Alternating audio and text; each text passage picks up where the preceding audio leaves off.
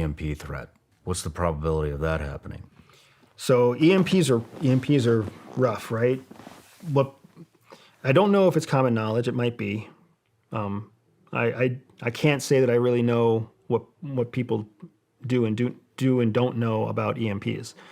They don't know much. If they think that the Chinese spy balloon was just doing Google Earth's job, then we really got to break it down here. So an EMP can be the end goal of an explosive device, right? You can create an EMP. You can't create it like in a movie where it's like a little electrical battery that just sends out a pulse. It has to be something of a most explosive character trait. EMPs are also the natural byproduct in a nuclear detonation. Most people, when they think of a nuclear bomb, they think of a nuclear bomb that comes and is delivered by a rocket, hits the earth, and then explodes, creates a mushroom cloud and a fireball, right? What they don't realize is that a nuclear warhead can be detonated at any altitude. It can be detonated 1 foot off the ground, 1,000 feet off the ground, 10 miles off the ground. It can be detonated at any altitude. And that the first wave of energy that comes off of a nuclear explosion is an electromagnetic pulse. So when we studied nuclear weapons in the Air Force, when we went to War College about how to apply and deploy them in combat, the first way that we would use a nuclear weapon is as an EMP. So you would send it, you'd launch it, the whole world would see it coming, right? But then you would actually detonate at altitude. And you would detonate at altitude so that it would send a very large, widespread, conical EMP that would short the fuses and communication devices of everything within its reach, right? So 2 miles off the ground, you might be able to neutralize 15 square miles of landmass, right? 4 miles off the ground, you could neutralize 50 miles of landmass. So are these accurate numbers? They're rough Okay. numbers. There's an exponential benefit to how far you can neutralize based on the altitude above ground, right? What's the widest area that a EMP, a capability that you know of? How much landmass are we talking? It would all depend on the yield of the warhead. So I don't remember how big our largest warheads are. That number might be classified still for all I know. But if you were to detonate a large warhead at a high altitude, you would have a huge EMP. You also have to keep in mind that the intensity of the EMP is also correlated to how far the devices are from the explosion. Mm-hmm. So something with shielding might survive the EMP. Something with no shielding might not survive an EMP blast that's done in the atmosphere. You know what I mean? So that's what we have to think about. When you talk about EMPs, the main thing we have to consider is that there has to be some kind of blast to neutralize everything, unless you're talking about a focused energy weapon, which could also do the same thing, short something out, right? And we would absolutely expect in a large-scale conflict, a modern-day conflict, you would expect to see cyber warfare to help jam signals, followed by some kind of EMP blast to destroy the software and to destroy the hardware that would carry the software, assuming they could ever fix the cyber attack. And then you'd basically have neutralized command, communications, and relay capabilities. And then you would move in with your attacking force. I mean, it's all energy. All directed energy. No vehicles. No anything. Not needed, yeah. A vehicle could potentially deliver a weapon. So this is another thing to keep in mind too. You could use a low yield nuclear weapon. No mushroom cloud, no way to even identify that it was a nuclear weapon. You could potentially drive it in a truck and no kidding, just like pop it up from the back bed of the truck. It goes up 500 feet, half a mile, explodes, neutralizes the entire area. I guess what I meant is if we got hit with an EMP, there would be no vehicles, no electric, no communications, no radio, no nothing. Not if it's modern. You're exactly right. Because an EMP would short the circuitry. So anything that's got a smart chip, modern day cars, cell phones, all that stuff would be neutralized. Your old school Chevelle should still be good to go, but your Tesla would not go anywhere. It'd be a brick, right? Yeah, if we were to be hit by an EMP, That's essentially how it would work.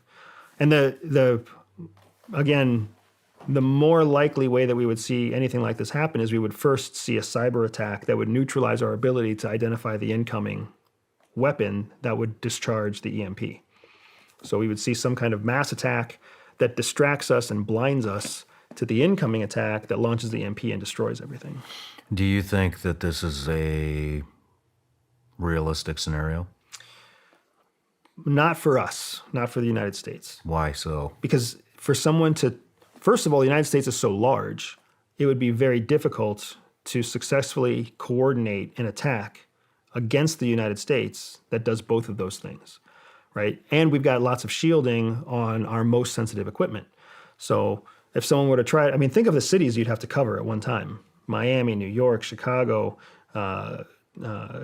Los Angeles, San Francisco, Houston, Dallas, Nashville. Like, you'd have to cover tons of cities with a coordinated cyber attack and coordinated EMPs to neutralize the United States, in the hopes that the shielding that's on military bases would be penetrated by the EMP. It's really unlikely, right? Because if you made one mistake, we'd have command and control centralized, and we'd be able to respond with the forces that we have through backup lines. Your telephone lines wouldn't go down, right? Because they're not reliant on conducting chips. They're reliant on fiber optic cables and sometimes just old school Ethernet cables, right? Like, there'd be a lot of infrastructure still in place in the United States. But that's exactly the kind of attack that I would expect to see in an assault on Taiwan. That's exactly the kind of attack that I would expect to see the next time Russia tries to take one of their former satellite states. I mean, maybe it wouldn't affect the military bases, but it definitely would affect the civilian population. For sure. And with no electricity, there's no food, there's no water, there's no heat. Right, there's no no grid. cooling. And so I think that alone, I mean, what are they, it's estimated, you have 3 days if something like that were to happen before everything comes unglued and it becomes every man for himself. So really, they wouldn't have to take the military out, because the civilian population would just basically eat itself alive. There's the X factor that we're not considering is what happens when there's an attack. Ukraine is a fantastic real-world example of this right now. President Zelensky's approval rating on February 21st, 2022, was 30%. 30%. President Zelensky's approval rating on February 22nd, 2023, was 90%. Now, why am I saying that? Did the guy suddenly become an amazing president in 1 year? He's the same guy, right? That 90% approval rating came from a mix of gung-ho, hyper-nationalistic Ukrainians who are still in the country, because remember, they've had tens of millions of refugees leave the country. Plus, only a fraction of those gung-ho people can even get to a computer to take a survey.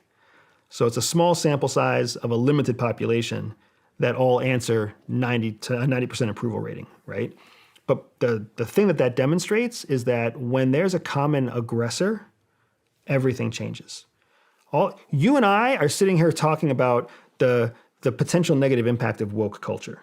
As soon as somebody pulls a gun on any of us, on you, me, or some person who self-identifies as they or them, we've got a common enemy. All of a sudden, we don't care about their pronouns. We care about the enemy. So if somebody were to attack the United States, we wouldn't eat ourselves from within. We'd sit there, we'd probably lock arms, pick up weapons, and fight the enemy. That's what we did after 9/11. I know you remember what 9/11 was like. I definitely remember that. That was a different time. It was a different time. We weren't near as divided as we are today. We weren't, but some of the most contentious activity we saw was coming from the Gore and Bush elections just prior to that. Yeah. I don't know. I want to believe you. I really do. But I just don't see.